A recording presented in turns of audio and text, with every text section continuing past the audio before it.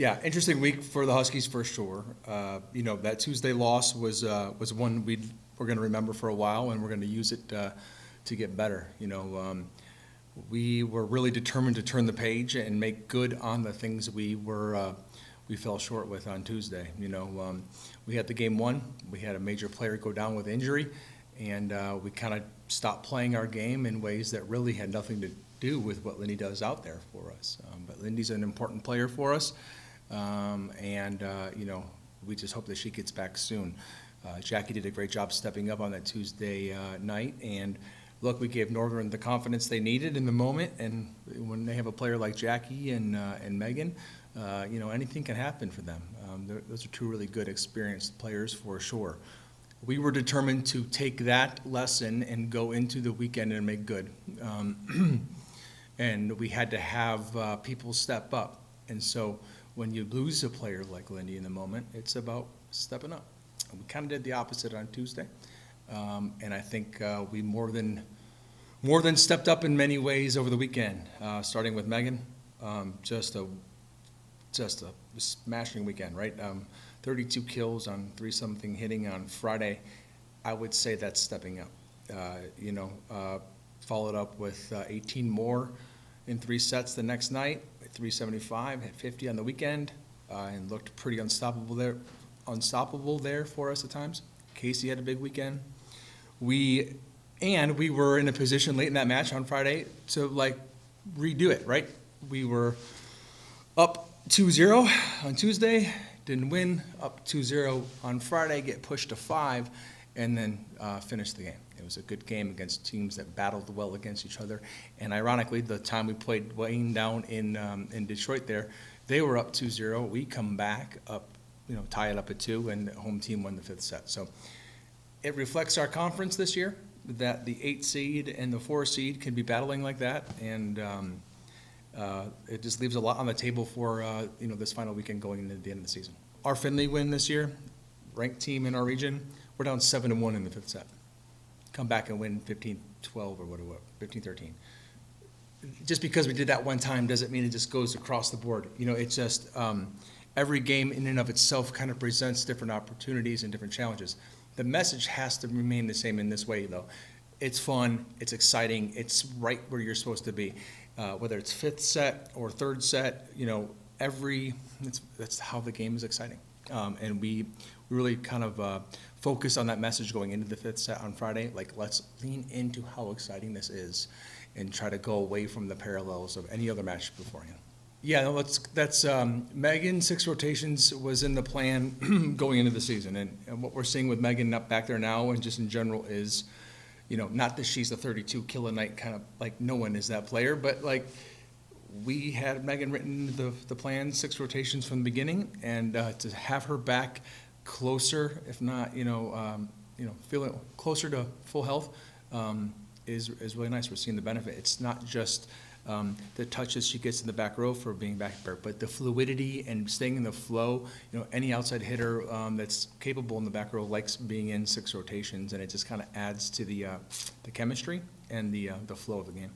Tough young woman in really good hands, with Corinne and our athletic training staff, and has worked really hard up until throughout this whole process. I mean, down there with Jordan, getting her body in shape, just the muscles around where the injury was and her condition. But, she's probably not going to be in full cardio condition by the time we get done, but she's getting there every time she's getting closer.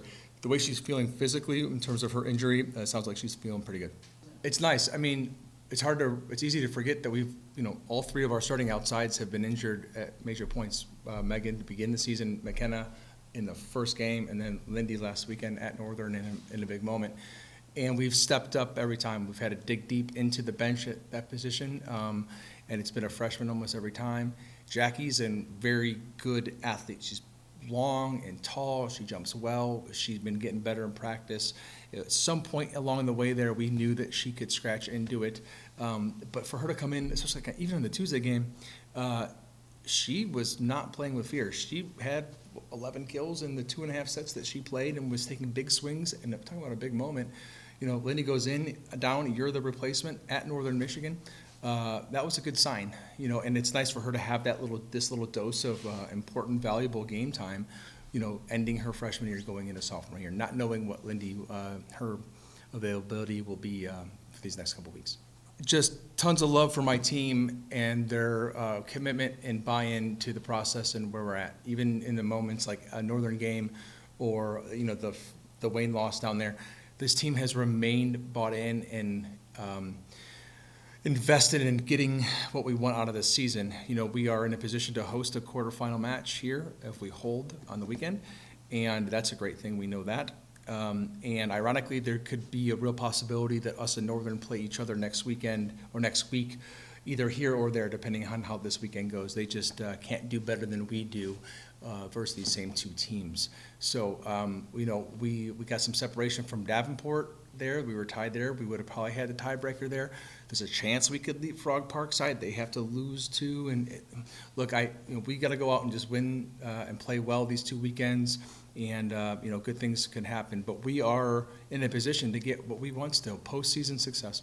You get into the semifinal in this conference tournament, and anything can happen based on what we're seeing, especially based on what we're seeing this year in the conference. I mean, everybody is beating everybody. Right after Parkside beats Ferris State, Lake State beats Parkside down there.